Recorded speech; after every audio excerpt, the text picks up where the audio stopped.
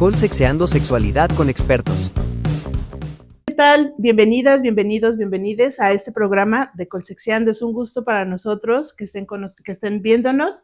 Y pues bueno, como siempre, muy contenta de estar aquí en este programa. Y pues, ¿qué creen? Que funcionó el hecho de que yo haya dicho que si querían patrocinarnos, tacitas, porque ya tenemos más patrocinadores. Como siempre, pues bueno, Pillali, primero, que es nuestro patrocinador de estos ricos tés, que ahora es un té delicioso frío, y Tres Tristes Trazos nos está donando estas tazas para que también, por favor, sigan en sus redes. Y por supuesto, Shakti Energy, también es un gusto que sea nuestro patrocinador, y por favor denle like a sus redes. Y pues bueno, Héctor, muchas gracias, qué bueno que estás aquí otra vez conmigo, oye. Claudia, pues como siempre, encantados de hacer un programa más, y bueno, pues, y además de ver cómo nos están siguiendo, de cómo cada vez más personas se están interesando en estos temas de sexología, bueno, pues, padrísimo, ¿no? Sí. Preséntanos, por favor, al invitado. Claro que sí, para nosotros un gusto recibir el día de hoy a Martín Rojas. Bueno, además de un gran amigo, pues, debo de decirlo, ahora sí que nos lucimos con el invitado. Martín es psicólogo, es victimólogo por el Instituto Colimense de Ciencias Forenses, es maestro en psicopatología forense por el INACIPE. No cualquiera hace un posgrado en el INACIPE, la mera verdad es que es de lo más top, no sé cómo decirle, en cuestiones de ciencias forenses. Ajá. Sí, muy reconocido. Y bueno, sin duda, de verdad, lo digo sin temor a equivocarme, uno de los mejores psicólogos forenses de Aguascalientes, e incluso posicionado ya a nivel nacional. Él es perito, psicólogo forense, y además psicólogo clínico que tiene una experiencia maravillosa en el trabajo con estrés postraumático, víctimas de violencia, y precisamente el tema de hoy es hablar de eso. Martín, encantados de tenerte para que nos platiques un poquito sobre este tema tan interesante y que a veces tan, ¿cómo decirlo?, tan poco reconocido, que es el abuso sexual en varones, es decir, varones víctimas de abuso. Entonces, platícanos, ¿es un fenómeno que se da? ¿Es un fenómeno que realmente sí vale la pena trabajarlo? ¿O es cierto que son tan poquitos casos que son excepciones? ¿O qué pasa con ese tema? Wow, es una pregunta un poquito complicada de responder en un primer plano, porque yo creo que implica como varios temas, digamos, subyacentes, ¿no?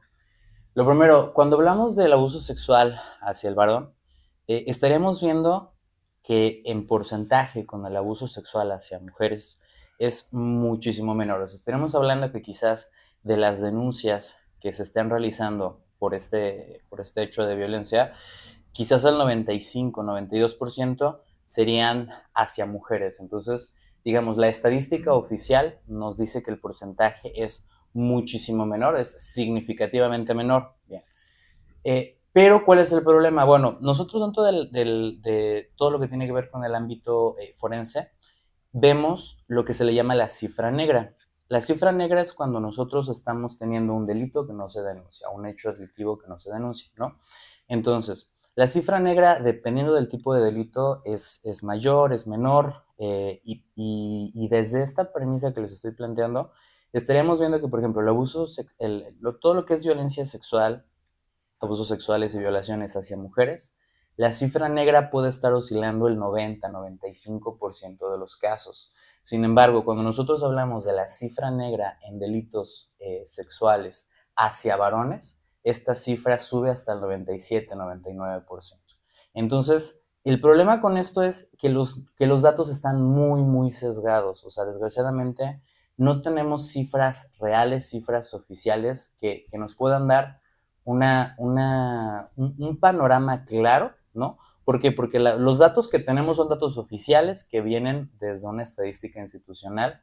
Entonces, el hablar de que no pasa, pues desgraciadamente, al haber tantos casos que no se denuncian, tantos casos a los que no se le da seguimiento, pues bueno, esto dificulta mucho el darles un seguimiento o el traquearlos de la manera como adecuada, ¿no? Bien, ahora, ¿por qué sucede esta parte o qué es lo que va suscitándose?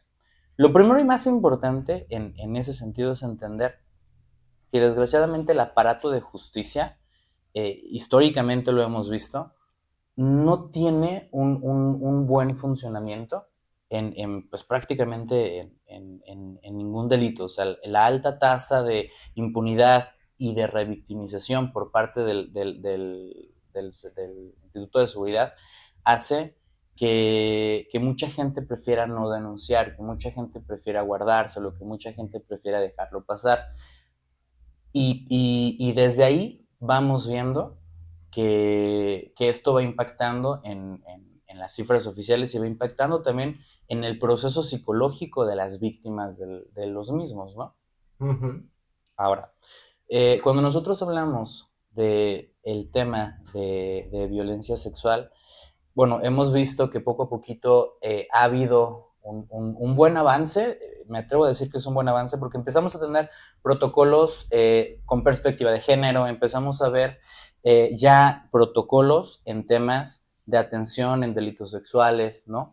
Y esto en cierta medida tiene poquito en comparación con toda la parte histórica, jurídica, que ha venido acompañando los delitos sexuales. Nos estamos hablando que tendremos 20, 30 años que apenas empezaron a dar una atención especializada, focalizada, que podría evitar revictimizaciones, que podría evitar como cuestiones secundarias.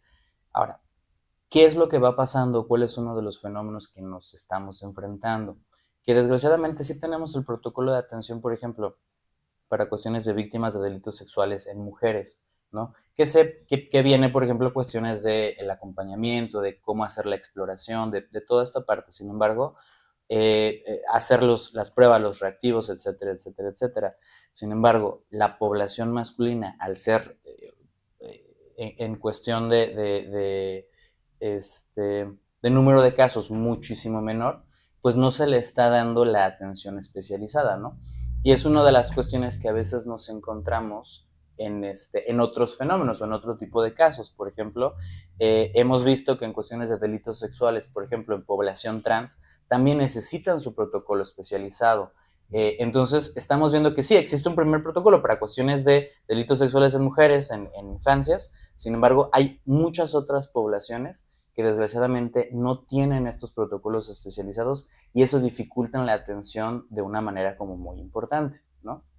Y el que no existan estos protocolos, también da como a que se tenga más bien como este juicio de no creerles, como de no puedo creer que tú, siendo hombre, hayas sido víctima de una violación o de un abuso sexual. Claro, por supuesto, porque, bueno, aquí vamos a meternos en otro tema como completamente distinto, que sería como incluso el tema hasta sociocultural, el tema contextual de cómo se interpreta, de cómo se está abordando, ¿no? ¿Por qué? Porque para empezar, cuando nosotros hablamos de un varón, eh, tenemos bien entendido todo lo que vendría siendo las cuestiones del patriarcado, todo lo que tiene que ver con la masculinidad hegemónica, con todo lo que tiene que ver con que el varón es la parte activa dentro de, y entre comillas, quiero entrecomillarlo mucho, es como un ejercicio desde la perspectiva, ahora sí que del machismo, ¿no? Dentro de un contacto sexual. Entonces, un varón que viene siendo la víctima es visto desde una emasculación, es visto desde un punto de seguramente perteneces a la comunidad de la diversidad sexual, seguramente tú lo buscaste, seguramente también tenías ganas, etcétera, etcétera, etcétera, cosa que, por ejemplo, en otro tipo de en otro tipo de casos ya se tiene como el entrenamiento, ya se tiene el seguimiento de que no debe de ser así, ¿no? Bien, una de las cuestiones importantísimas aquí que tendríamos que entender es que la violencia sexual masculina eh, también tiene sus particularidades, ¿no? Porque les pongo un ejemplo en temas o sea, en temas de violencia, en donde también se instrumenta la violencia sexual, ¿no? Cuando estamos hablando de cuestiones de tortura, por ejemplo, podemos encontrar que a los varones se les lastima, se les laceran los testículos, se les pisan, se les quema en genitales, ¿no? Porque como en un sentido de simbólica y literalmente el castrarlos a patadas, ¿no? Que es un ejercicio que se da mucho en este tipo de levantones. Entonces, al final del día, ¿es violencia sexual? Sí, sí es violencia sexual. Sin embargo, son cuestiones distintas a la que quizás el grueso de los policías atienden. ¿Por qué? Porque están acostumbrados a que los temas de violencia sexual tienen que ver con una penetración, tienen que ver con otro tipo de cuestiones. Y en este caso en particular que les estoy planteando ahorita, pues es un tema como completamente fuera de lo habitual, de lo que están acostumbrados, ¿no? Bien, por ejemplo, este tipo de casos los vemos mucho les digo, en cuestiones de tortura, cuando corporaciones policíacas, militares, fuerzas castrenses en general, ejercen este tipo de violencias, o bien también lo encontramos mucho en el crimen organizado, que al final cuando dan sus famosos levantones, tienden a hacer ejercicios de violencia corporal. Entre ellos utilizan mucho el tema de la violencia sexual como instrumentación para, por ejemplo, atacar el tema de la autonomía corpórea, entre muchas otras cosas, ¿no? Que en alguna ocasión te escuchaba, Martín, platicar de esta relación entre el crimen organizado, las cuestiones de guerra y las estructuras de poder que se dan en estos fenómenos y que muchas veces se ejerce por medio de la violencia sexual como una manera de sometimiento también, ¿no? Sí, de hecho aquí incluso con ese tema voy a hacer una contextualización de 3 minutitos, bueno, quizás sean 5, pero... Tenemos todavía tiempo. Tenemos, bueno, va. Vamos a encontrar que la violencia sexual a nivel histórico en conflictos beligerantes, o sea, en cuestiones de guerra, no es nueva, de hecho, tiene mucho, mucho tiempo. Prácticamente encontramos indicios de cuestiones de violencia sexual desde el inicio de las primeras, o sea, de las primeras guerras documentadas, ¿no? ¿Por qué? Porque entonces, por ejemplo, empezamos a ver cositas como el pueblo sometido se vuelve esclavo y entonces al final las cuestiones, o sea, el cuerpo deja de pertenecer y le pertenece al amo. Entonces, también, por ejemplo, los vencedores podían acceder al plano carnal de los pueblos sometidos, o sea, las cuestiones de esclavitud. Incluía también los, los temas del placer sexual del amo, ¿no? Entonces, desde ahí vamos a empezar a ver que esto podía ser desde el tema de hacia las mujeres, hacia los hombres, hacia los niños, porque al final dejaban de ser personas, dejaban de ser humanos, empezaban a ser propiedades, ¿no? Pues al ser una propiedad, pues yo puedo disponer como mejor me convenga. Entonces, vamos a empezar a encontrar ese tipo de ejercicios, incluso, por ejemplo, en periodos no tan antiguos. Estamos hablando que en la Edad Media teníamos algo que se llamaba el derecho del saqueo. El derecho al saqueo implicaba el poder, por ejemplo, someter a las mujeres de los otros, de los pueblos dominados, de los pueblos vencidos, y quedarse no solamente con las pertenencias, sino también con las mujeres. Quedarse con el plano sexual, ¿no? Bien, ¿qué es lo que va pasando?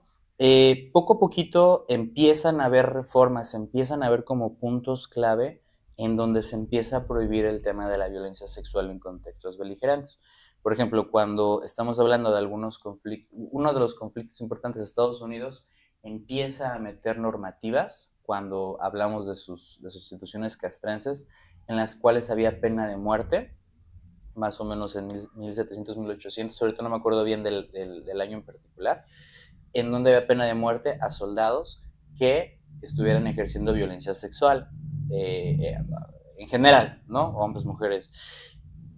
¿Por qué se da esto? Realmente no se da por una conciencia de decir, oye, el daño es irreparable, estamos generando una cuestión terrible en el psiquismo de la gente. No, realmente esto sucede porque cuando estamos en una situación de un saqueo, estamos en una situación de estar llegando al punto de dominar un lugar, el que los soldados siguieran ejerciendo el derecho al saqueo fomentaba el que se dispersaran, el que cada quien hiciera lo que quisiera. Entonces, estas primeras normativas que se empiezan a dar no suceden desde un intento de conciencia del daño, sino es para que los soldados no se dispersen y hagan lo que les dé la gana y se me desaparezcan 2-3 días.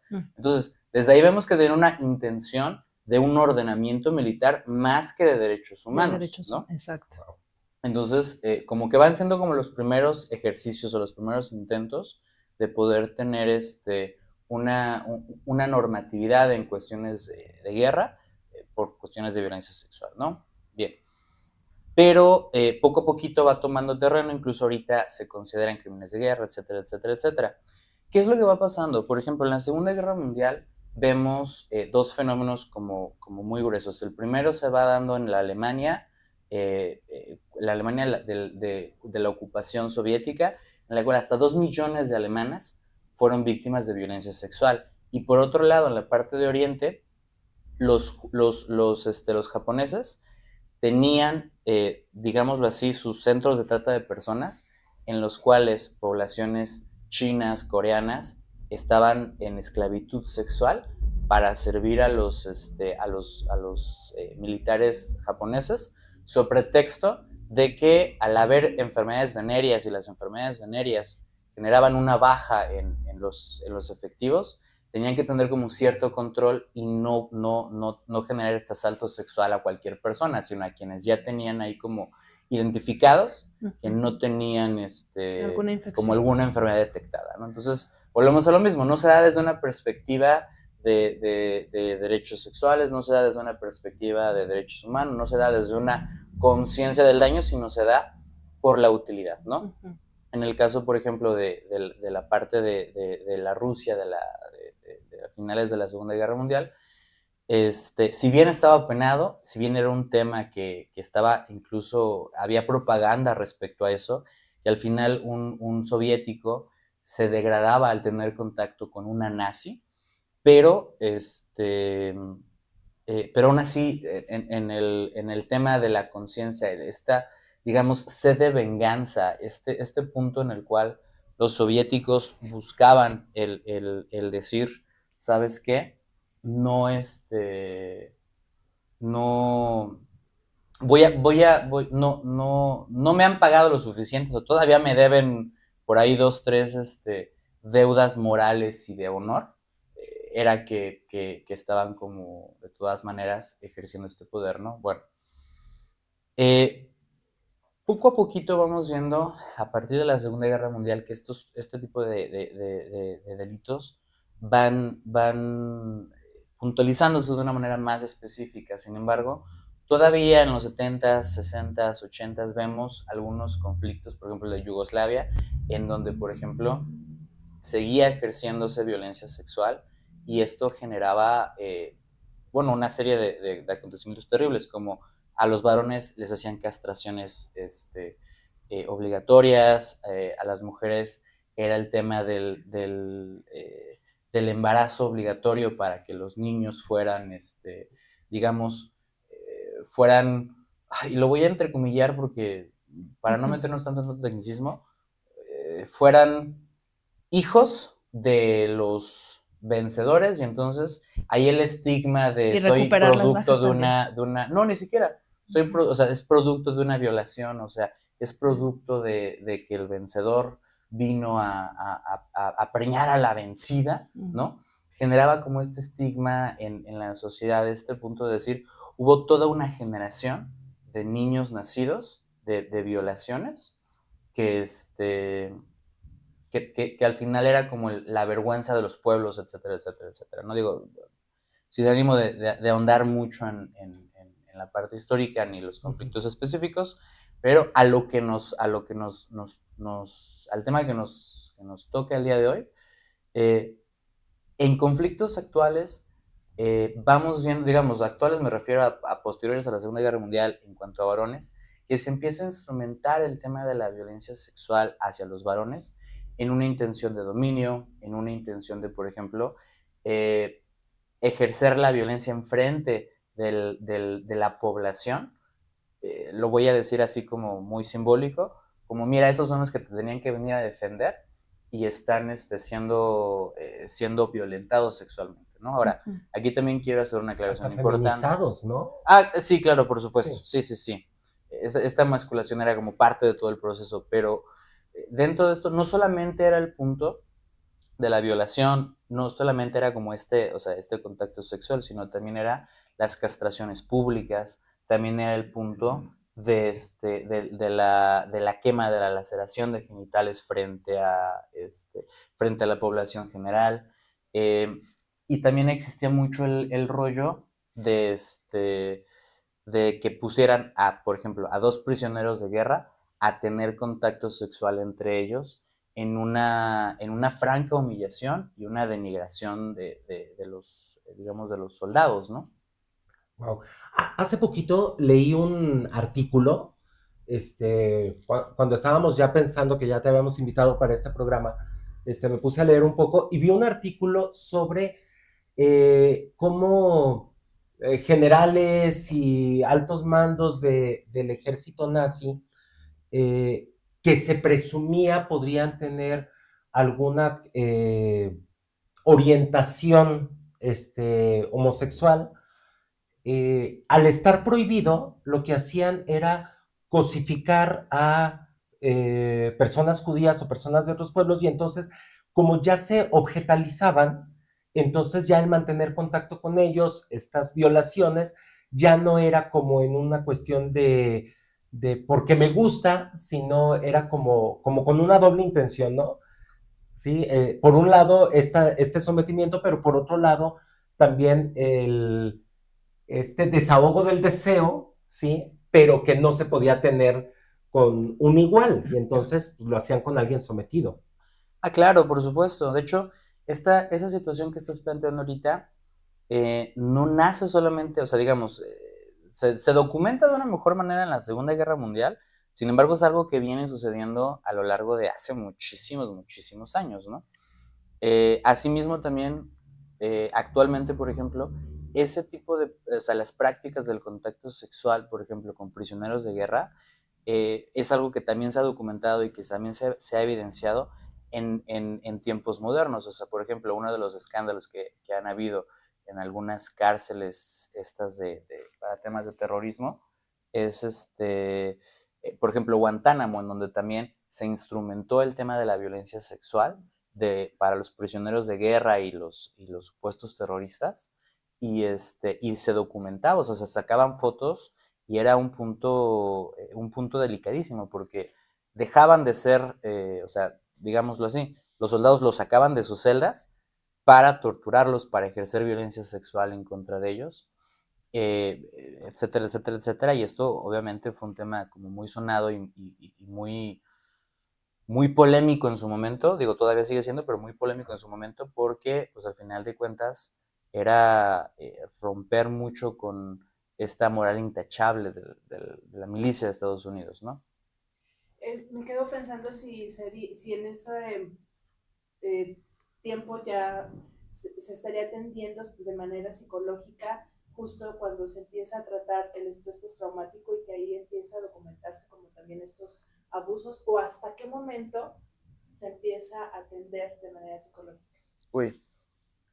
Cuando estamos hablando, por ejemplo, de prisioneros de guerra en casos incluso contemporáneos como Guantánamo, son personas que jamás han visto a un psicólogo. O sea, son personas que, al estar privadas de su libertad en un entorno altamente hostil, de alta peligrosidad, en el cual estamos hablando supuestamente ahí tenemos a terroristas, prisioneros de guerra, personal, digamos, de alto riesgo, pues obviamente ciertos servicios nunca llegan, entre ellos las cuestiones de psicología, ¿no? Entonces, se vuelve muy complicado de hacer este trazado en este tipo de poblaciones por lo mismo. O sea, son poblaciones que están en condiciones muchas veces infrahumanas y la atención psicológica es algo que no llega. No llega.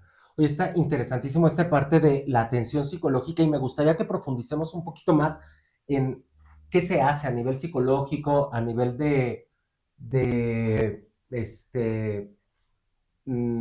terapia y todo esto. Pero antes de hablar de eso, ¿qué les parece si vamos como cada programa a nuestra cápsula Sexólogos al Desnudo? El día de hoy con una pregunta bien interesante.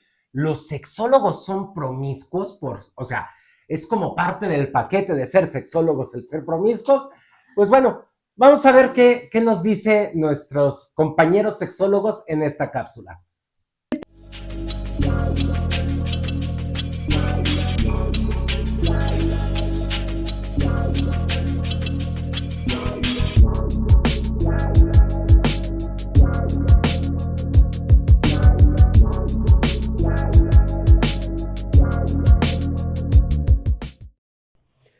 Uno de los mitos más comunes de ser sexóloga es que tengo una vida descontrolada. Y pues el ser sexólogo o sexóloga no define la vida de una persona. Antes bien, esta es una profesión de salud, de acompañamiento, de educación y de bienestar personal. Esto no quiere decir que no hagamos nuestras propias decisiones, pero también existen nuestros propios límites personales. Antes bien, te invito a investigar antes de juzgar respecto a esta profesión tan bonita que es la sexología. La educación sexual rompe mitos y mejora vidas. Ser sexóloga es acompañar procesos, no vivir estereotipos. Pues interesantísima esta respuesta. Claudia, ¿tú eres promiscua? O sea, sí, pero desde antes de la maestría. O sea, no es por ser sexóloga. O por ser promiscua te metiste a esa maestría. Ándale, más o menos. Pudiera ser. Tú nomás exhibiéndome toda la vida, Chihuahua. Pues mira.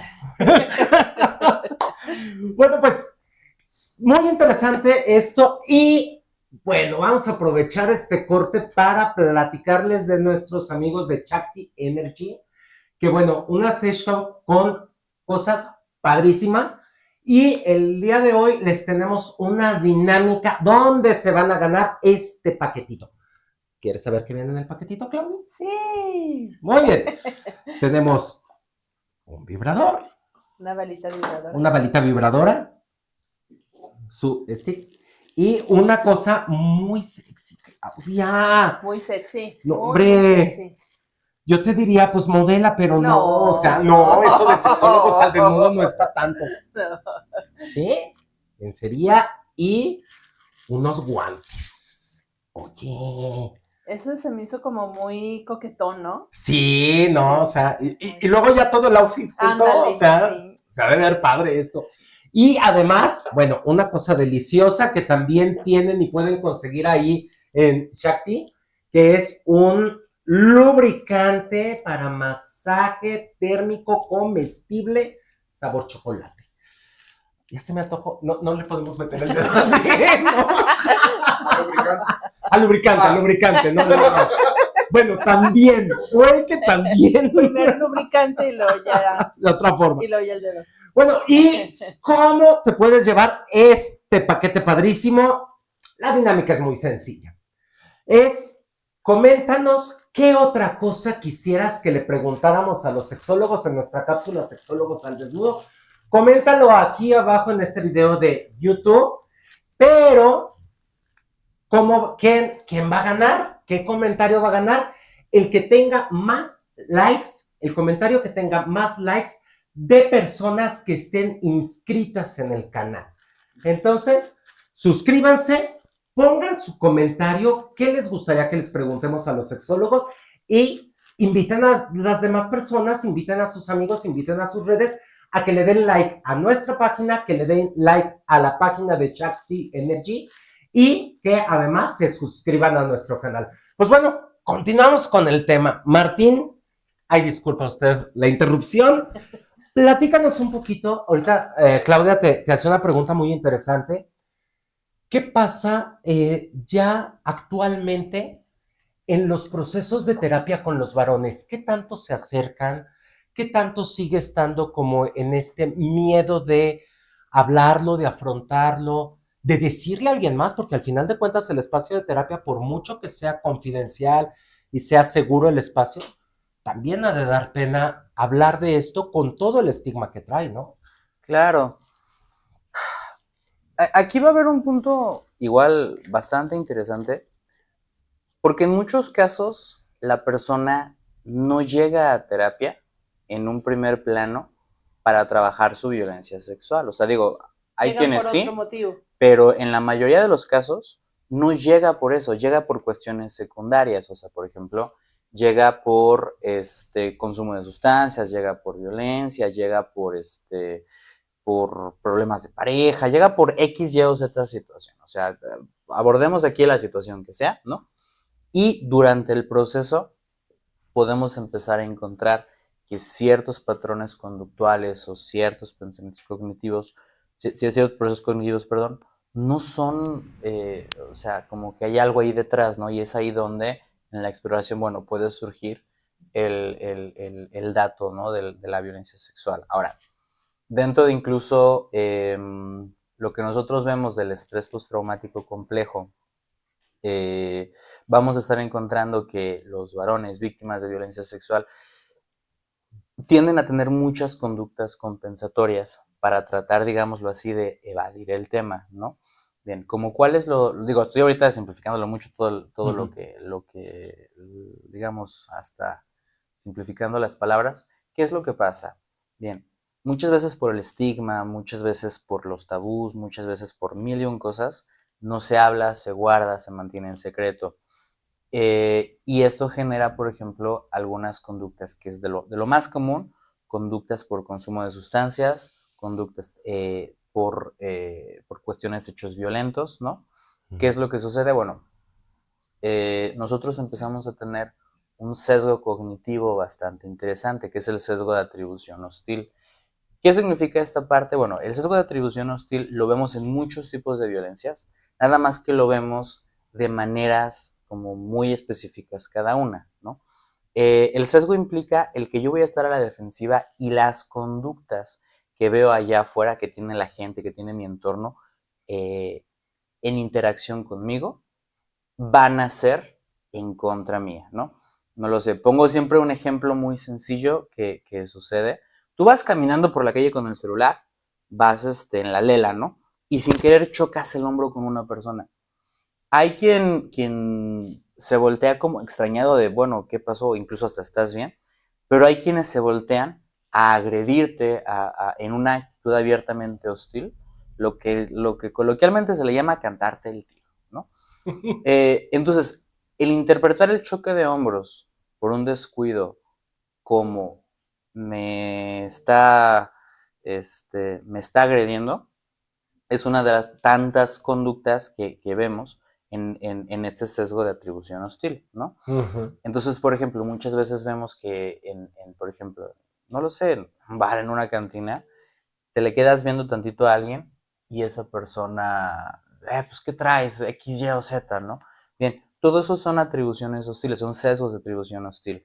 Entonces, cuando nosotros vemos este tipo de sesgos en cuestiones sexuales, las personas tienden a sobrereaccionar más que quizás otro tipo de personas. Y la reactividad, en la mayoría de los casos, tiende a ser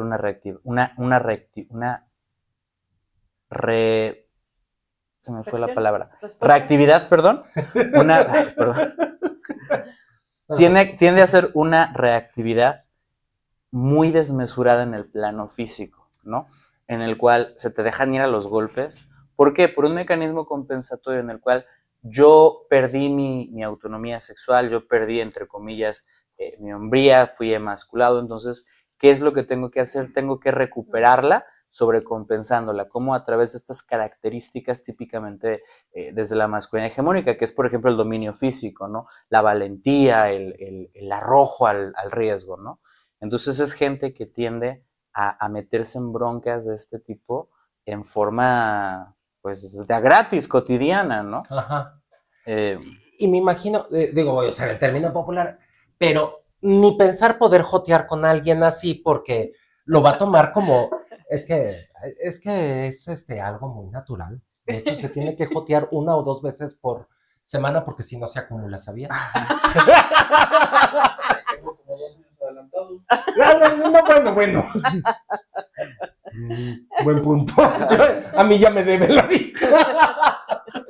Pero me imagino que, o sea, a cualquiera de estas interacciones de juego, incluso podrían reaccionar de forma agresiva, ¿no? sí, claro, por supuesto. O sea, ahí vamos a encontrar que estas conductas compensatorias en estos ejercicios de homoerotismo, ¿no? Del joteo de compas, ¿no? Ajá. Es algo impensable, es algo que incluso reaccionan de una manera altamente violenta, ¿no? Y luego viene la Ahora, famosa frase de yo sí los respeto, solo que no se metan conmigo, ¿no? no. Fíjate que en muchos casos no. ¿No? ¿Por qué? Porque tienden a, o sea, volvemos a lo mismo, como muchas, digo, y no quiero generalizar, ¿no? Pero como tiende a haber una sobrecompensación, que de hecho sería otro de los sesgos, ¿no? Esa sobrecompensación, entonces tienden a mostrar conductas altamente machistas, altamente misóginas, homofóbicas, O sea, sí, pero ahí no es un declarado la rollo, homofobia entonces. ajá, muchas veces ahí no es un rollo, digo, y ojo, no quiero generalizar, pero muchas veces es un rollo en el cual es un odio a ciertas poblaciones específicas, entre ellas poblaciones de la comunidad, ¿no? Okay. Reitero, ¿por qué? Porque al final de cuentas es un rechazo abierto. ¿Por qué? Porque entonces si yo tengo tolerancia, si yo tengo ahí como el discurso de, pues hay que tratarlos bien, es un poner como en balanza o poner ahí en juego la masculinidad hegemónica que he estado construyendo como ejercicio compensatorio. Uh-huh. Ahora, habrá quienes o sea, quienes no tengan esto, ¿no? Pero desgraciadamente en un contexto mexicano en el cual, y aquí necesito insertar estos sesgos y estos comentarios en un contexto específico, en un contexto mexicano en el cual el varón adulto tiene educación básica, no llega quizás a educación superior, quizás tiene hasta la secundaria terminada, tiene un estrato socioeconómico limitado, vive en contextos de violencia, hay consumo de alcohol y la historia de vida viene marcada con mucha violencia, es en donde este tipo de patrones se tienden a manifestar, ¿no? Ahora, si hablamos de un varón que pues ha tenido las posibilidades de ir a terapia, ha tenido las posibilidades de estar en círculos no violentos, es más, ni siquiera digas terapia, en círculos no violentos, ha tenido la oportunidad de estar en ambientes en donde lo que prolifera no es la violencia, pues quizás pueda ser mucho más tolerante a ciertas poblaciones o pueda separar los hechos y pueda tener otro tipo de mecanismos compensatorios. Sin embargo, la realidad del grueso de la población mexicana es que viven en contextos de violencia, viven con temas de marginación, tanto económica como social, digamos, lo que se habla de los capitales, ¿no? No hay capital económico, no hay capital cultural, uh-huh. Y desde ahí es en donde podemos estar viendo que el nivel de ni capital social, que el nivel de violencia tiende a ser como muy, muy marcado, ¿no?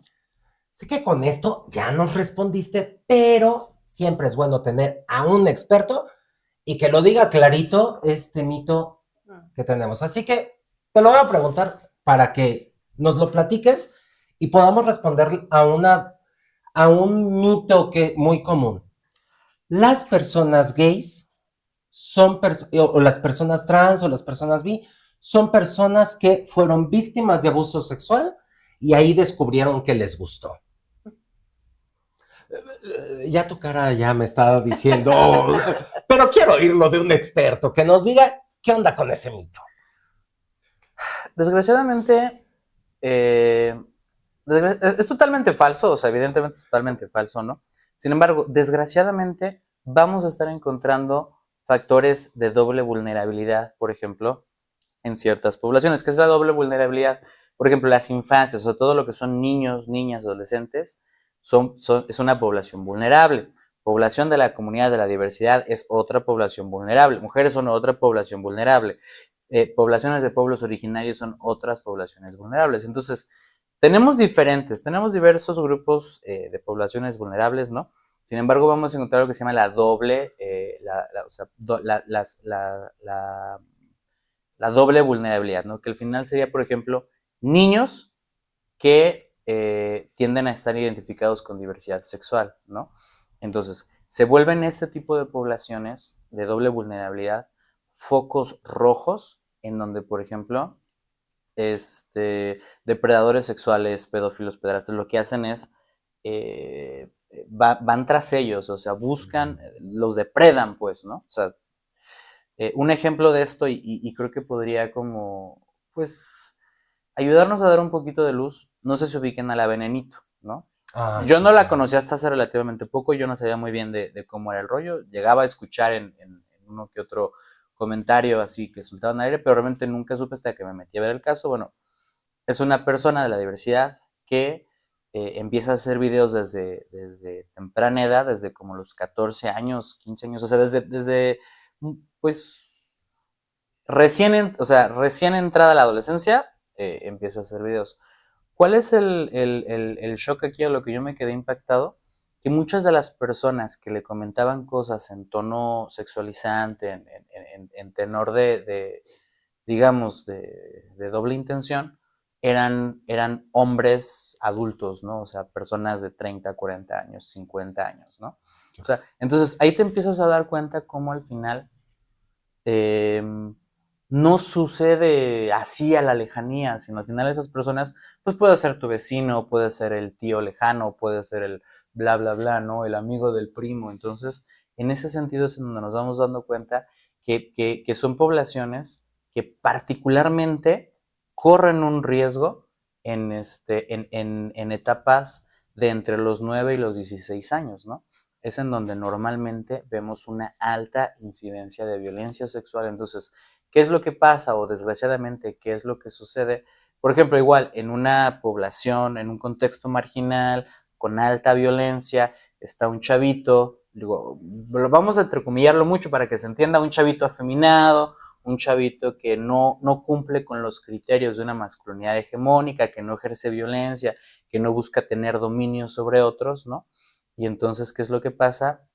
Y al final muchas veces personas mayores, o sea, el chavito el adulto de 18 20 años, ve a esta personita con quien puede empezar a experimentar sus primeros contactos sexuales homosexuales, que dice, tengo curiosidad, no sé si no, pues ahí está esta personita que seguramente, entre comillas, le va a gustar, ¿no? Entonces, desgraciadamente ese discurso de que las personas de la diversidad fueron abusadas o fueron violentadas es falso, sin embargo, es una población que ha tenido un impacto en violencia sexual altísimo, altísimo, por este estigma, por esta homofobia, ¿no? O sea, porque al final la homofobia no es solamente en un sentido de discriminar, de segregar, sino también es en este tipo de cuestiones. O sea, es mucho más compleja que lo que muchas veces hemos querido reconocer. Sí, porque luego decimos que nada más es como apartarlos, pero también el Objetalizar y sexualizar al chavito homosexual de 13 a 14 años también es un ejercicio de homofobia y también es un ejercicio de violencia sexual. Y a veces se nos olvida que tenemos que prestar atención también a este tipo de poblaciones en ese tipo de contextos, ¿no? Claro, y yo creo que en la clínica nos encontramos muchas veces como este discurso de cómo es gay y le gusta, entonces, como que se normaliza. Yo me quedé espantado. Es que yo no sé por qué la gente le gustó tanto y la pusieron como si fuera una historia de amor. ¿Vieron la película, la de, Call Me by Your Name, ¿No? No. con Timothée Chalamet? No. ¿No? Muy buena, muy buena. La historia de en un verano, es un chavito menor de edad, llega un amigo de la mamá o de la familia, no me acuerdo, de 30 y tantos años, y entonces lo conquista, se enamoran y tienen ahí una relación, y todo el mundo, ay, una historia de amor tan bonita, y a mí me pareció horrible. Una historia de violencia. Porque al final de cuentas estás hablando de un tipo con todas las ventajas psíquicas que te puede dar la adultez, con un chavito que apenas está descubriendo su sexualidad, y completamente manipulado. A mí me pareció terrible, pero se normaliza y se romantiza, ¿no? Este abuso sexual en las infancias y adolescencias LGBT. Ah, claro, por supuesto. De hecho, muchas veces, y digo, y esto también está documentado y hay estadística, las primeras experiencias sexuales de población de la diversidad sexual tiende a ser con personas mucho mayores que ellos, ¿no? Entonces, eso es un foco rojo clarísimo que nos tendría que hacer replantearnos como sociedad qué estamos haciendo para proteger esas infancias, ¿no? ¿Por qué? Porque también volvemos a lo mismo. el punto del adulto con la persona, niño, niña, adolescente, es algo completamente reprobable. Digo, y lo vemos incluso en la literatura y en las películas, ¿no? O sea, esta película de Lolita, ¿no? La de... o sea, que al final de cuentas es la misma situación, ¿no? O sea, un adulto depredando a una adolescente, esta que dices, digo, no la he visto, pero es un adulto depredando a un adolescente, ¿no? Entonces, desgraciadamente, el contexto romántico no quita, o sea, digo, y romántico estoy como muy entrecomillado, pues, o sea, no quita que sea ejercicios de violencia sexual, ¿no?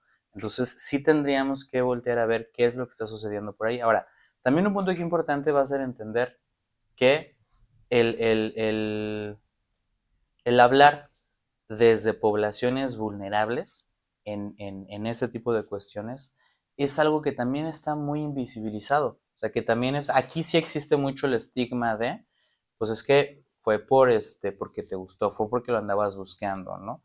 Entonces, el hablar de diversidad sexual en ejercicios de violencia sexual es algo que sí se tendría que tener mucho mayor mucha mayor estructura, tanto jurídica, por ejemplo, como para evitar revictimizaciones institucionales, como también quitarnos esta premisa que decías hace un momento de se hizo gay porque lo violaron, ¿no?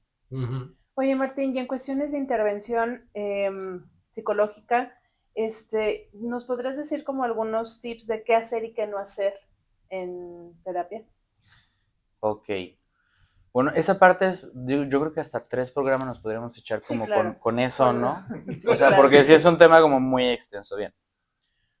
Lo primero y más importante es entender que el paciente habla a sus tiempos, ¿no? O sea, muchas veces, por ejemplo, me ha tocado que me refieren casos tanto, por ejemplo, por un tema de reparación de daños que jurídico lo refiere conmigo, en el cual es un chavito abusado sexualmente, ¿no?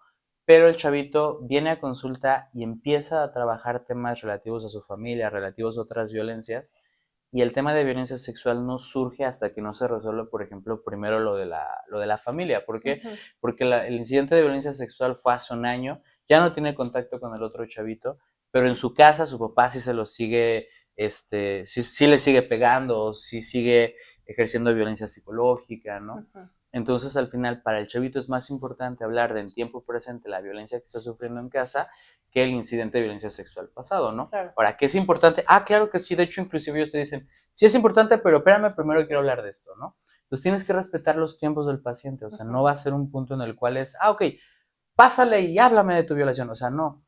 El respetar los tiempos es algo aquí primordial, ¿no? Segundo punto importante, y es algo que tanto en todos los casos, tanto en hombres, mujeres, niños, adultos, tenemos que tener en cuenta es, los detalles innecesarios se vuelve un tema morboso y se vuelve un tema revictimizante. Si la persona quiere hablarlo, quiere palabrearlo y quiere narrar su experiencia, ok, yo escucho y yo más bien hago la intervención desde la parte psicológica de los recursos X o Y. Pero el yo como psicólogo activamente estar pidiendo detalles, eso es un ejercicio de negligencia y es algo delicadísimo, Claro. ¿no?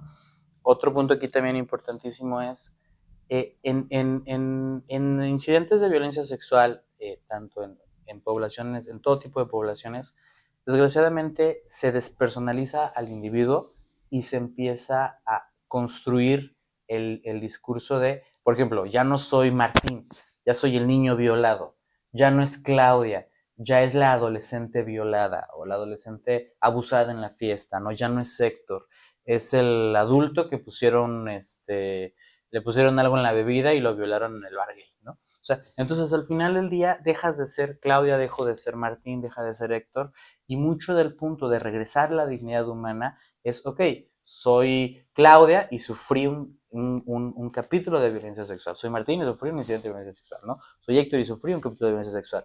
¿Por qué? Porque entonces le regresas la autonomía a la persona, le regresas la dignidad. Un capítulo en tu vida no te va a definir como persona.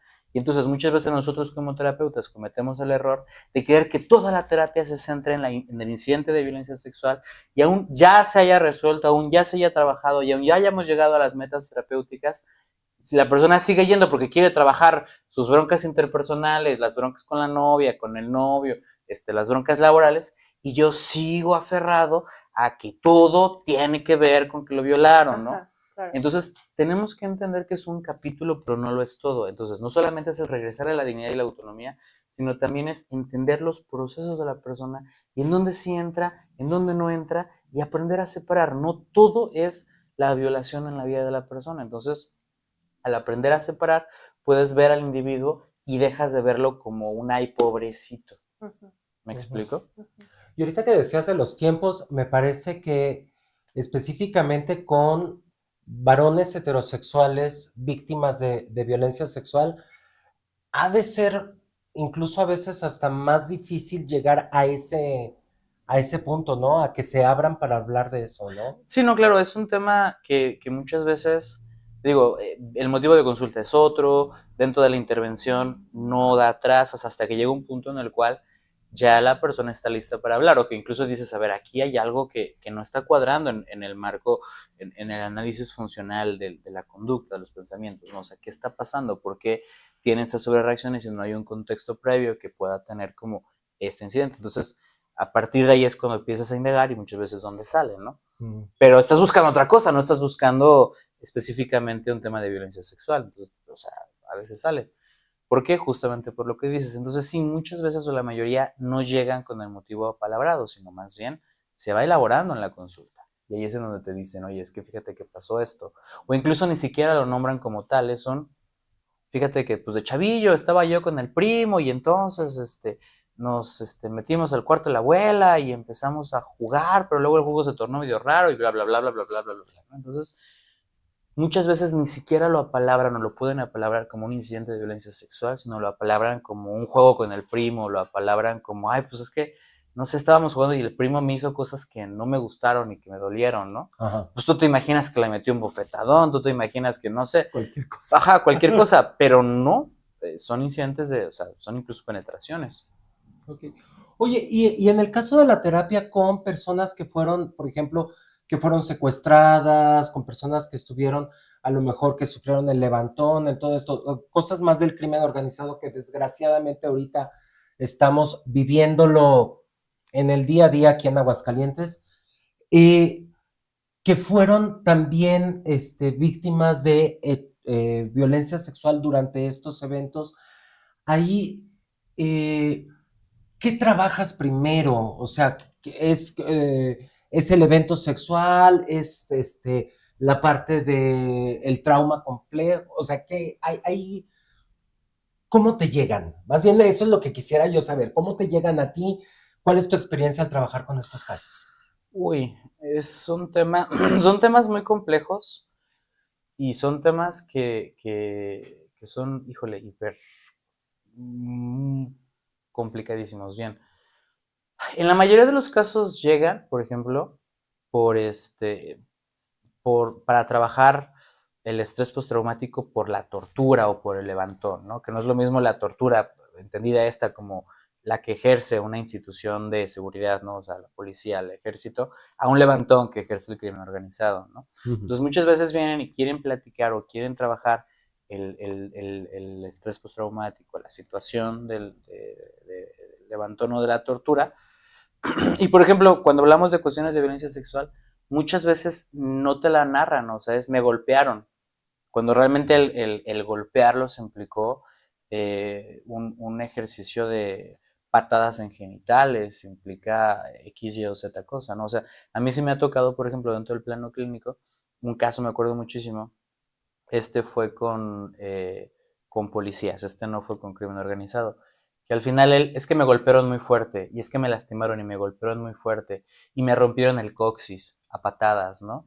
Y es como de, ok, pero pues, perdón la expresión, pero el coxis y los huevos van junto con pegado, ¿no? O sea, como que, a ver, Llamado ni es. ajá, como que, a ver, ¿qué onda, no?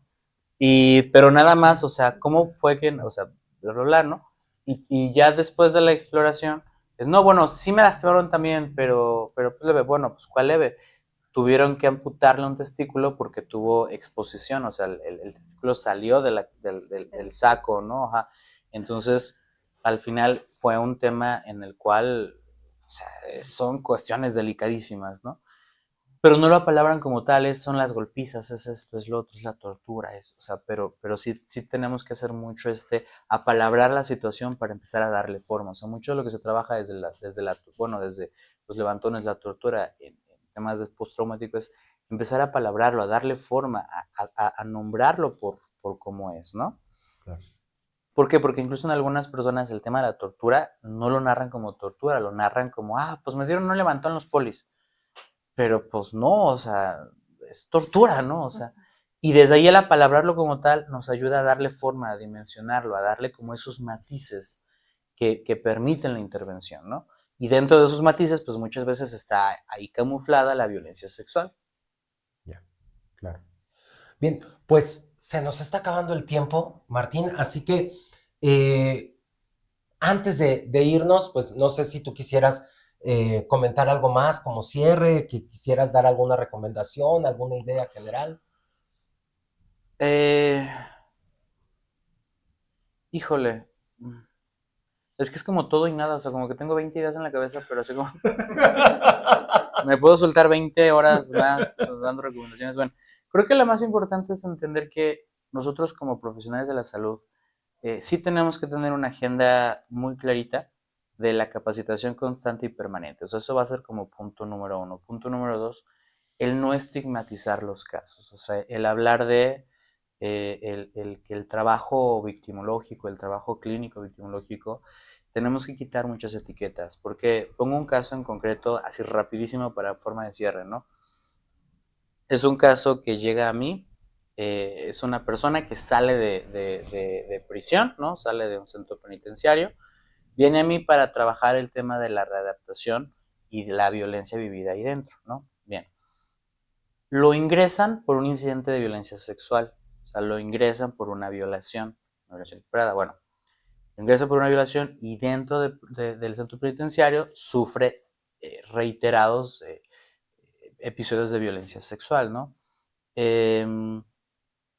Ahora, muchas veces se tiene el estigma de, pues es que fue violador, pues qué bueno que lo violaron, cuando al final de cuentas esto es gravísimo desde una postura profesional. O sea, tenemos que entender que el hablar de la intervención psicológica con perspectiva en derechos humanos implica ser congruentes e implica, por ejemplo, el no estigmatizar los casos, implica el no revictimizar, implica incluso el decir abiertamente, no tengo la capacidad ni la formación para trabajar con ciertas poblaciones, ¿no? Entonces muchas veces creo que sí se vuelve importante este dato porque a veces hay mucha violencia alrededor de la violencia y se vuelve un nudo chino que si no tenemos como esa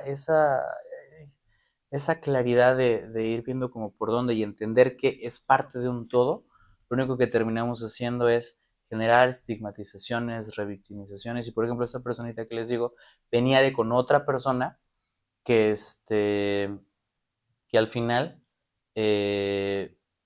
lo revictimizó terrible, que al final incluso hizo un comentario de forma de burla de lo que le había pasado en prisión, ¿no? Entonces, son temas como muy delicados y, por ejemplo, lo mandaron con esta personita porque aparentemente tenía una perspectiva en derechos humanos, una perspectiva de género, una perspectiva en cuestiones de violencia, en perspectiva de atención a víctimas, y pues nada, o sea, fue lo último que hizo, ¿no? Entonces sí creo que es importante el entender que no somos todólogos y entender que estos casos en particular requieren mucha formación y requieren que quitemos muchos estigmas y muchos prejuicios para realmente atenderlos. Y si no podemos hacerlo, que también se vale el decir, a mí me cuesta mucho trabajo entrar a un consultorio con una persona que sé que abusó sexualmente de otra, está bien, o sea, es parte de tu escala de valores, es parte de tu cosmovisión, de lo que sea, ¿no? Ok, se vale y está bien, pero no le entres entonces a la atención y mejor deriva con quien sí pueda la persona tener una atención digna, ¿no? Creo que sería como la parte importante desde la parte clínica. Sí. Muy bien. Pues bueno. Pues muchas gracias, Martín. Gracias por venir. No, pues sí, encantados, interesantísimo. Y como dices, daría para otros 20 programas, pero Jair nos regaña. No, pues bueno, no nos queda más que agradecerles la atención, un programa más, interesantísimo. Y bueno, pues Martín, como les platicaba, un experto en este tema, así que si necesitan contactarlo, acercarse, platícanos, Martín, ¿en dónde te pueden encontrar? Me pueden encontrar en el teléfono del consultorio, es el 449-436-0648. Y en la página en redes sociales como IPDEO, IPDEO Aguascalientes. Sí. Pues muchísimas gracias. Recuerden seguirnos en nuestras redes del Colsex, suscribirse al canal. También acuérdense de la dinámica, está buenísima. Entonces, para que de una vez ahí pongan sus comentarios y lo compartan con sus conocidos, con sus redes. Y bueno, ahí van a aparecer todas las redes y las redes de nuestros patrocinadores. Muchísimas gracias y nos vemos en el siguiente programa.